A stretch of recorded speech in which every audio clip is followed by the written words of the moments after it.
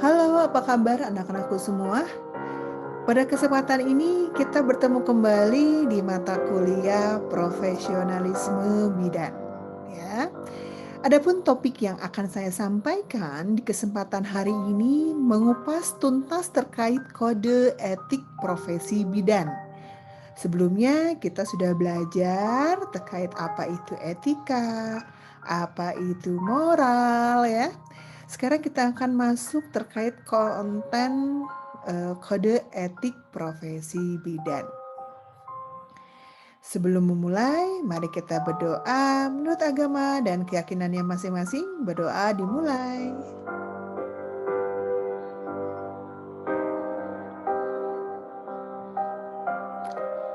Berdoa selesai. Baik, anak-anakku semua sudah siap mengikuti topik ini? Topik ini sangat erat kaitannya dengan topik sebelumnya dan topik yang akan datang setelah topik ini. Ya, jadi mohon konsentrasi dan perhatikan dengan sesama apa yang saya sampaikan.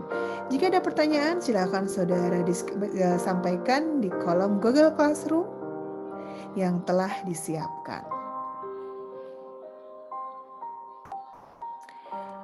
Bahan refleksi learning kita hari ini, yuk kita lihat kembali, kita refleksikan kembali sambil memejamkan mata kita. Apakah saudara yakin ingin menjadi seorang bidan profesional? Selanjutnya, dalam menjalankan tugas profesional, seorang bidan diaturi oleh sebuah kode etik. Tahukah saudara apa yang dimaksud dengan kode etik? Cukup direfleksikan saja. Jika ingin menjawab, silakan ditulis di buku catatan saudara. Mengapa kode etik sangat dibutuhkan oleh seorang bidan?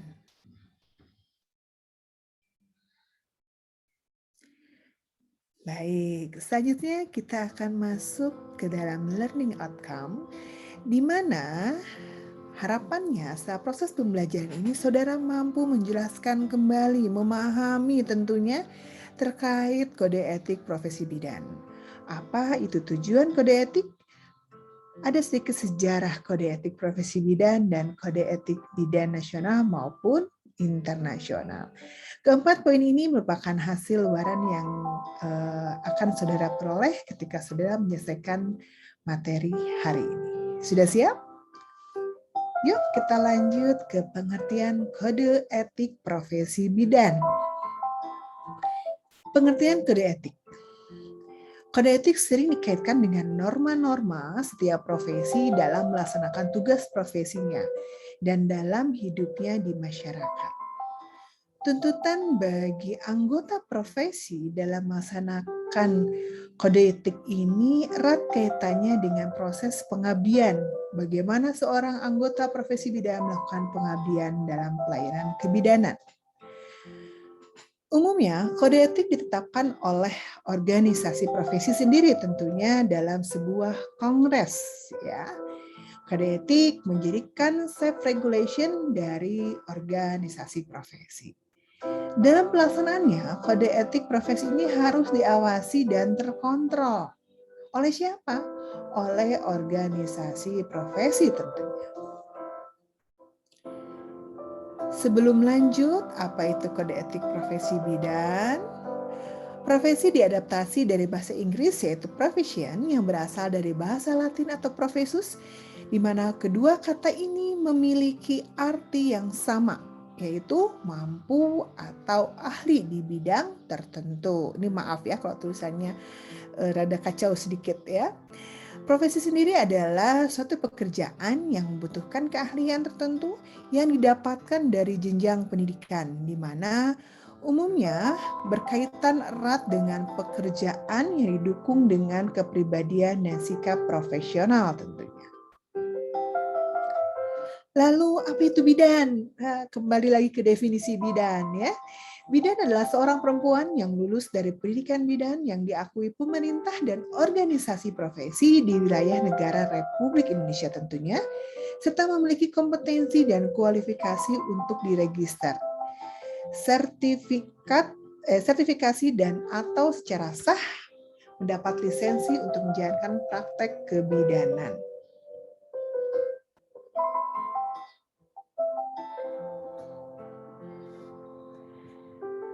Bidan adalah tenaga profesional yang bertanggung jawab dan akuntabel yang bekerja sebagai mitra perempuan untuk memberikan dukungan, asuhan, dan nasihat selama masa hamil, masa persalinan, masa nifas, dan di mana bidan itu sendiri dia harus mampu nih memfasilitasi dan memimpin persalinan dengan penuh tanggung jawab.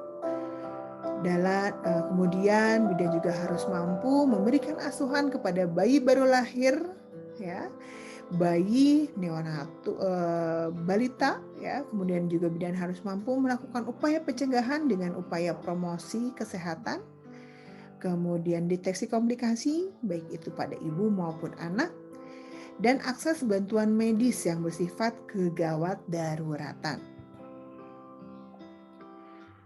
Lalu apa sih tujuan dari kode etik profesi bidan?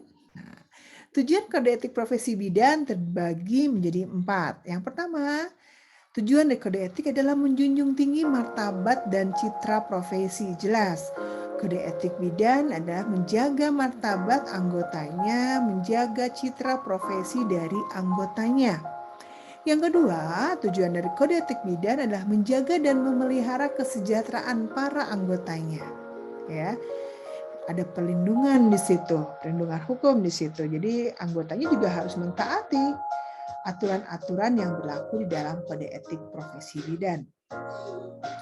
Selain itu, tujuan dari kode etik profesi bidan adalah meningkatkan pengabdian para anggota profesinya.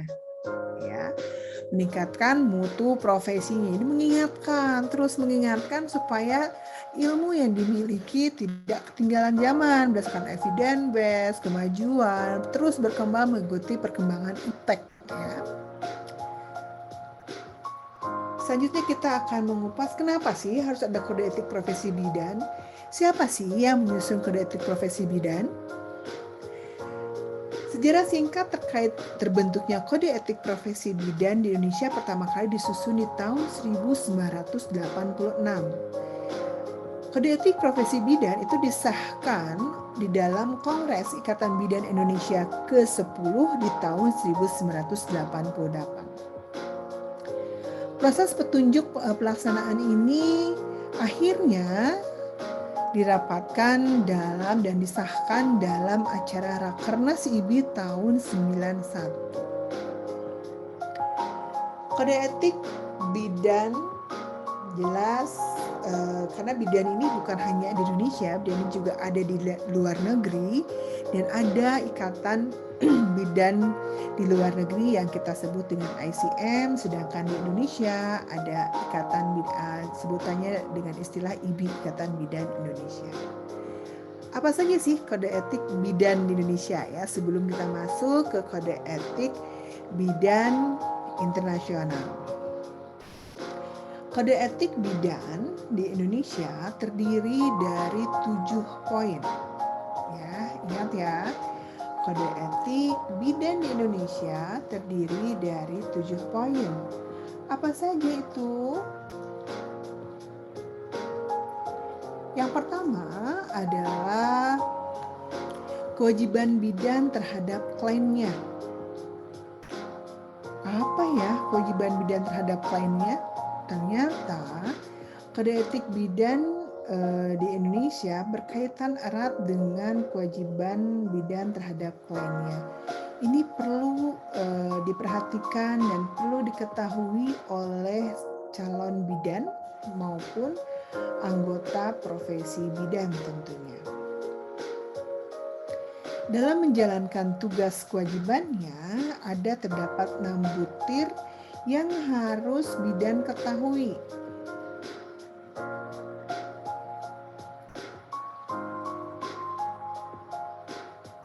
Nah, 6 butir ini menjadi pegangan penuh dan harus benar-benar diketahui oleh seorang profesi bidan.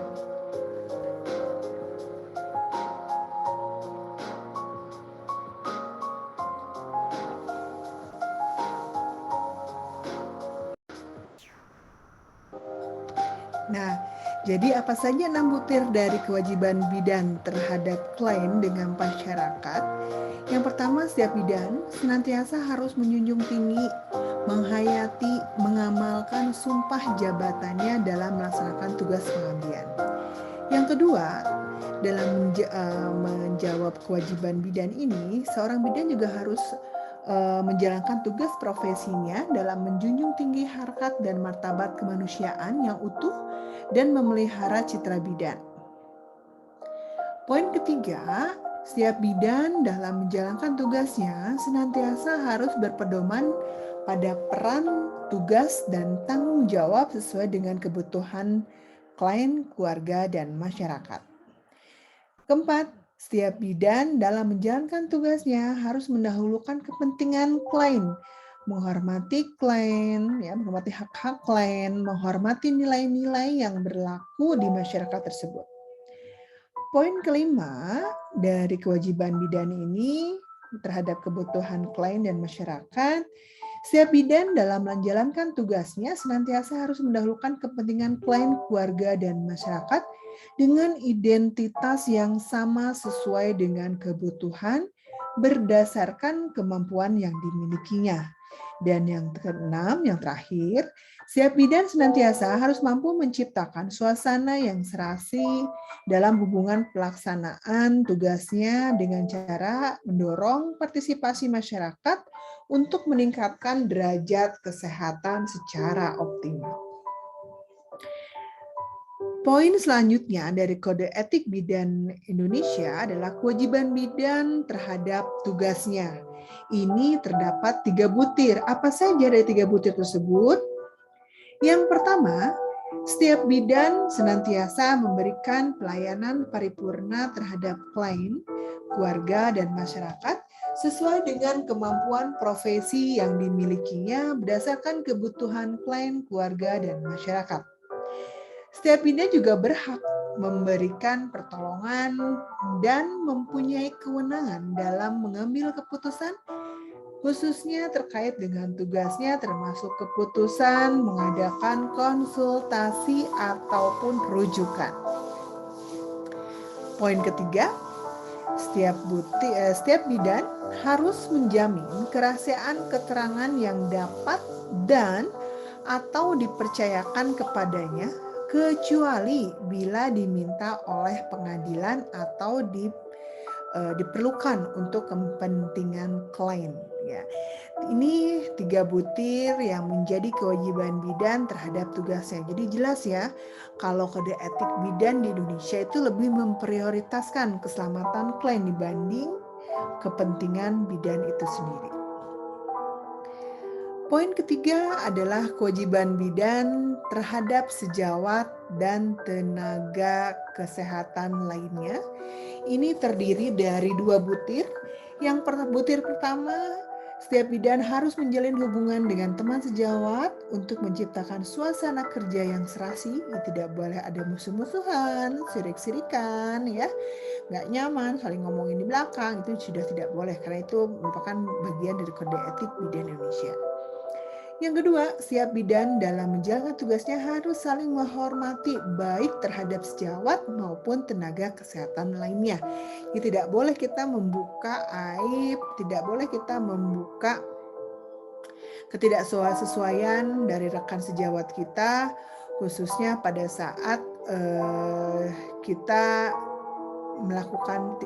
sejawat kita melakukan tindakan yang mungkin tidak sesuai dengan kompetensinya, mungkin tidak sesuai dengan kode etik yang berlaku. Jadi untuk di hadapan pasien kita tidak boleh menjelek-jelekan sesama tenaga kesehatan.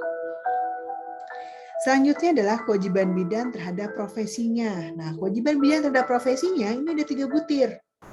Di mana butir pertama menyatakan bahwa setiap bidan harus menjaga nama baik dan menjunjung tinggi citra profesinya dengan menampilkan kepribadian yang tinggi dan memberikan pelayanan yang bermutu kepada masyarakat. Kepribadian yang tinggi ini bukan berarti kita harus sombong ya. Kepribadian yang tinggi ini kita harus benar-benar memperhatikan poin-poin penting dari pelayanan kebidanan. Yang kedua, setiap bidan harus senantiasa mengembangkan mengembangkan diri dan meningkatkan kemampuan profesinya sesuai dengan perkembangan ilmu pengetahuan dan teknologi. Setiap bidan, yang ketiga nih, setiap bidan senantiasa harus berperan serta dalam kegiatan penelitian dan kegiatan sejenis yang dapat meningkatkan mood dan citra profesi bidan.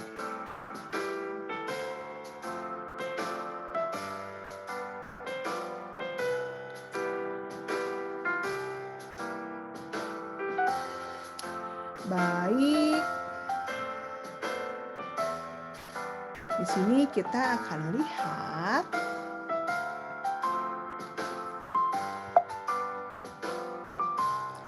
selanjutnya adalah kewajiban bidan terhadap dirinya. Kewajiban bidan terhadap dirinya ini hanya ada 2 butir ternyata ya. Oh, maaf terlempar. Apa aja kewajiban bidan terhadap dirinya? Jelas, kewajiban bidan terhadap dirinya butir pertama menyatakan bahwa setiap bidan harus memelihara kesehatannya agar dapat melaksanakan tugas profesinya dengan baik. Apalagi di masa pandemi ya, bidan harus benar-benar nih menjaga kondisi kesehatannya dengan menggunakan pelindungan diri dan memberikan asuhan kebidanan. Butir kedua menyatakan bahwa setiap bidan harus berusaha secara terus-menerus untuk meningkatkan pengetahuan dan keterampilan sesuai dengan perkembangan ilmu pengetahuan dan teknologi. Selanjutnya adalah kewajiban bidan terhadap pemerintah, nusa, bangsa, dan tanah air. Kewajiban bidan terhadap pemerintah, nusa, bangsa, dan tanah air ini terdiri dari 2 poin. Poin pertama adalah setiap bidan yang menjalankan tugasnya senantiasa melaksanakan ketentuan-ketentuan pemerintah dalam bidang kesehatan, khususnya dalam pelayanan kesehatan ibu dan anak, keluarga berencana, dan kesehatan keluarga dan masyarakat.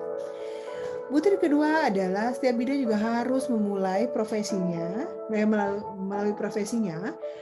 berpartisipasi dan menyumbangkan pemikirannya kepada pemerintah untuk meningkatkan mutu jangkauan pelayanan kesehatan ibu dan anak, keluarga bencana, dan kesehatan keluarga.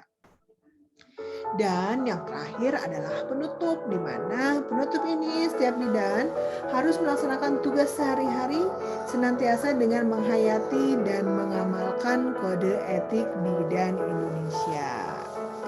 Selanjutnya kita masuk ke dalam kode etik bidan internasional.